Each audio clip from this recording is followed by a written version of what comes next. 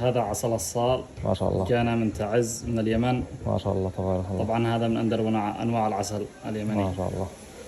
هذا الجيوب الأنفياء المدخنين. يعني هذا عسل دوائي.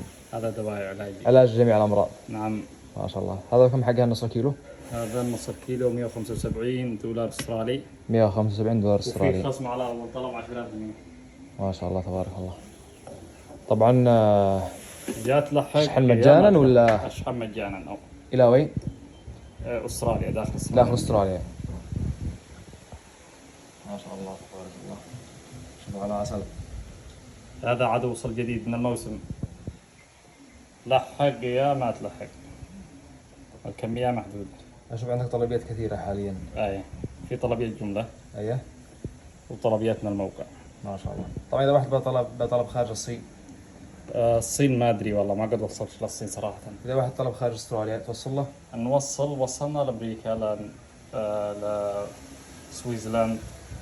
والشحن يكون عليهم صح؟ اي الشحن، بس احنا نخصم 25 دولار والباقي علينا نتحمله احنا. خلاص من 25 دولار.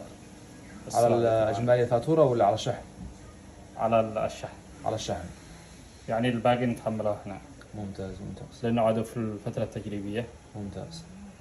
هذا عسل الصال وهذا عسل السدر. هذا 175 دولار نص كيلو، وهذا السدر 200 دولار استرالي. انا جربتها امس والله ممتاز جدا.